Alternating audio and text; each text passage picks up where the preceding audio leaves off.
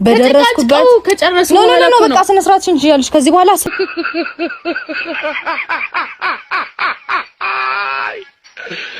ወራካሎ ሩታ የሄርሜላን ጣውንትነት አምና ተቀብላለች። አብርሃም ሩታን ትቶ ፈቷት ንቆ ተፍቶ ሄደው ከሩታ አብርሃም ምን ያጣው ነገር ቢኖር ነው?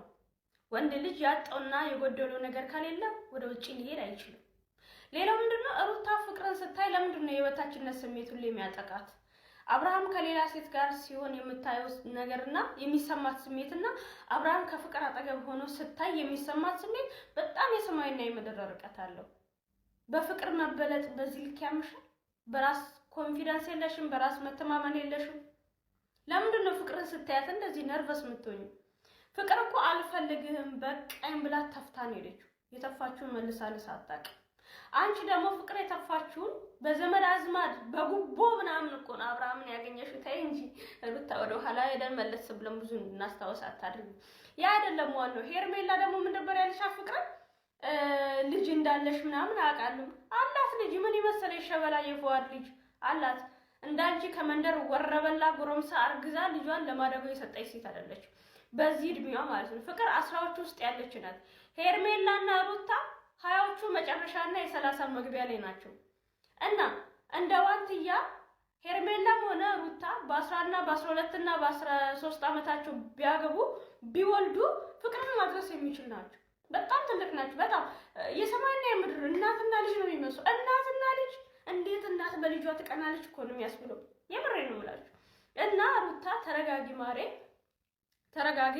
አብርሃም አንቺን አንዴም ትቶ በሚዲያ አዋርዶሽ ሴትነትሽን ንቆ ወጥቷል። ሄርሜላ የተለያየ ሰው ገላ ለምዶ እዚህም እዛም ቆሾ የመጣው የረከሰውን ገላ መልሰሽ ታቀፈሽ ለመኖር መመኘት መለመን አይከብድም?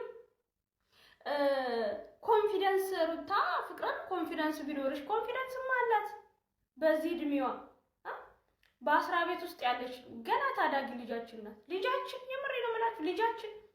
አዎ አዲስ አበባ ላይ ቤት ተከራይታ ብቻዋን ራሷን እያስተዳደረች ልጇን እያሳደገች ቤተሰቦቿን የምትጦር ትንሽዬ እህታችን ናት። ገባሻ? በጣም ጠንካራ ኮንፊደንስ ያላት። አብርሃም ነው ፍቅር ጋር የመጣው እንጂ ፍቅር አብርሃም ጋር አልሄደችም። አብርሃም ወደ ፍቅር ጋር ሲመጣ ያችን አጋጣሚ ስራ ወደ ቢዝነስ ነው የምትቀይረው። ቢዝነስ ወደ ስራ ነው የምትቀይረው። ቪው ኒውስቲው ቪው እንደዚህ ነው ሽቀላ። አብርሃም ሲመጣ ፍቅር ደግሞ ወደ ስራ ትቀይረዋለች እንጂ የተፋችውን መልሳ ልሳታቅ። ሩታ አይዞሽ ገለቴ ተረጋጉ ተረጋጉ። ሄርሜላ ደግሞ ከሰፈር ጎረምሳ ካሁን ቀደም እርግዝና ተፈጥሮባት እሱ አልፈልግም አላጥርቅ ብሏት መሃላቸው ላይ በተፈጠረ አለመግባባት ምክንያት ልጅቷን ወልዳ የ8 ዓመት ልጅ አላት ለማዳጎን የሰጣችው። ካሁን ቀደም የደረሰ እርግዝና ላይ በነበረች ጊዜ አብርሃም ሰርፕራይዝ አርጓስ ነበር። ያው ሚዲያ ላይ ወጥቶ ነበር ያ ቪዲዮ ሁላችሁ ማየታችኋልና ፍቅርን ልጅ እንዳለሽ አቃለም ጣላት ሚዲያ ላይ አወጣለች። እንዳንቺ አልደበቀቻትም። በልጅሽ የምትኮሪ የምትተማመኝ አይነት ሴት ብትሆኚ የምትኮሪ አይነት እናት ብትሆኚ ልጅሽን አትደብቂም። ፍቅር አላት። አው ጸዴ ልጅ አላት። ምን የመሰለሽ ሸበላ የፏድ ልጅ። ፍቅር በርቺ ሂጂበት ስራ ነው እናቃለን። አንቺ በጣም ጎበዝ ጠንካራ በክብርሽ ማትደራደሪ እማይሆንና ነፃነት ወይም ምቾት የማይሰማሽ ነገር ካለ ወዲያው መሸኛ የምትቺ ወሳኝ ኩሩ ልጅ ነሽ። እኛ እናቅሻለን የምናውቀው ለስራ እየተጠቀምሽ እንዳለ። እነሱ ግን ጅላንፎች የምትቀሚያቸው መስሏቸው ባንቺ ግን በአንድ ፍሬ ልጅ እንዴት ሰው እናት እንዴት በልጇ ትቀናለች? ሩታ ወልደሽም እንኳን ትቀኛለሽ። መጀመሪያሽ እሺ ሌላ ሴት ጋር ይሄድብኛል ብለሽ ነው አግብተሽው ወልደሽለት አልፈልግሽም ብሎ በሚዲያ ዋርዶ ሄርሜላ ጋር ቆሾ ከተለያየ ሴት ጋር የቆሸሸ ገላ መልሶ መመኘት አይከብድም? ምን ያህል ራስሽን ብትጠይብ ነው? ምን ያህል በራስ መተማመን ባይኖርሽ ነው? እኔ ካሁን በፊት እስከማውቅሽ በጣም ጎበዝ ጠንካራ እንደነበርሽ ነበር። ግን ፍቅር ይመቸው የምሬን ኩፉ ነው ያዋረዳል። የምሬን ነው። አልስቅም እና አይዞሽ ገለቴ ፍቅር አትቀማችሁም። ዋናው እናንተ ሁለታችሁ ጣም ታማሞች መሆናችሁን አምናችሁ ተቀብላችሁ አንድ መሆናችሁ አንድ ነገር ነው። ሁሌ ያለቀሳችሁብን የኛ አይን ለእናንተ መጫወቻ እንዳይሆን እናንተ መስማማታችሁ አንድ ነገር ነው። አታስቡ። ፍቅር አትቀማችሁም። የተወቹን የተፋችሁን ነገር መልሳ ልሳታቅም እና ሄርሜላ የመጀመሪያ ጡት ማሳጅ ያልበሽ በስነ ስርዓት ሴት መሰይ አታንዘላዚው። ይሄ ያለ ጉጥ ያለ ጡት ነው የሚያምረው። ወንዶች ለማየት ራሱ ላይናቸው እንኳን የሚማርከው ምናምን ጉጥ ያለ ነው። እዚህ ጋር ወደ ወርቅነሽ ሊነካ ያደረሰ ጡት ወደ ታች ያዘቀዘቀ ጡት እያንጠለጠልሽ ምናምን ተይ እንጂ ሄርሜላ ተይ። እኛም ያላጠባን እንኳን በጡት ማሳጅ ደገፍ አድርገነዋል። እንኳን አንቺ ያጠባሽው ይቀርና አባትና ልጅ አጥብተሽ ያንዘላዘልሽ የኛን ላንቺ መጫወቻ ነው።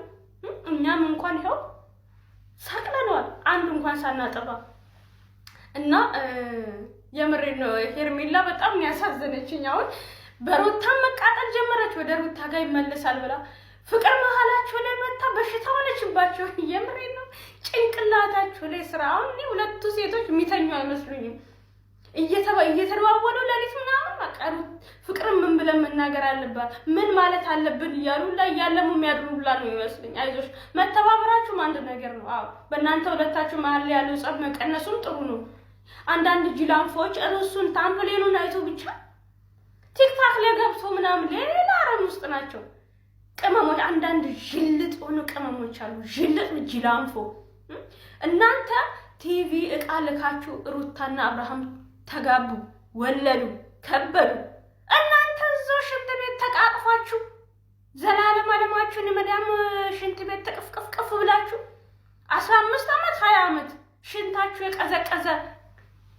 ሽንታችሁ የቀዘቀዘ አሮጊት ሁላ ፍቅር እኮ ልጃችሁ ናት። ልጃችሁ የምሬ ነው። ልጃችሁ ናት እኮ አንድ ፍሬ ልጅ ናት። ለማየት እንኳን የምታሳሳ ናት። ገባችኋ? እናንተ ማለት ነው አንዳንድ ቅመሞች በራሳችሁ ህይወት ላይ እውሮናችሁ በሰው ህይወት ላይ ዳኛው ናችሁ የምትኖሩ ቅመሞች አላችሁ። በሰው እየታዘናችሁ መኖር የምትፈልጉ እነሱ እናንተን የሚመለከቱት ልክ እንደ እብድ ነው የሚያዩአችሁ። እንደ እብድ ማለት ነው። ይሆና በእነሱ እየታዘናችሁ መኖር አይከብድም? በጣም ነው የሚከብደው እኮ። ማግባት መውለድ የተሳነው ሽንታችሁ የቀዘቀዘ ቋቋታ መሮጊት ፍቅር ምን ታድርጋችሁ? ልጇን መዘቀዝቁ። እኔ የሩታም ልጅ እንዲዘቀዘቅ አልፈልግም። ቤተሰብ ለቤተሰብ እንዲዘቀዘቅ አልፈልግም። ሩታም ፍቅርም ወጣት ናቸው። ቢደባደቡ ቢጣሉ ምንም ቢሆን ያምርባቸዋል።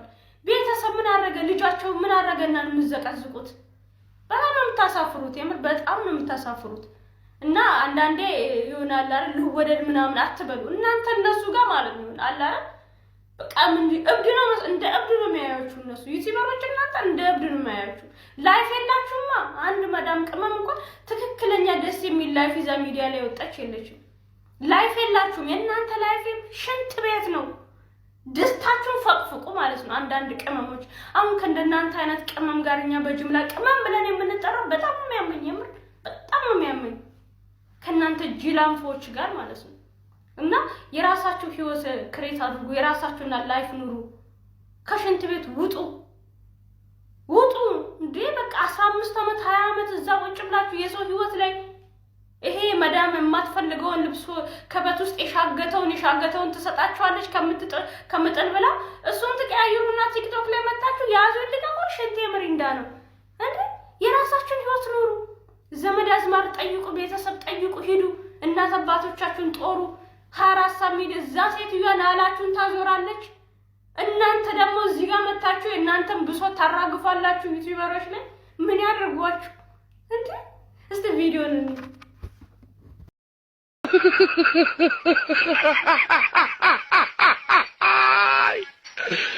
ወላ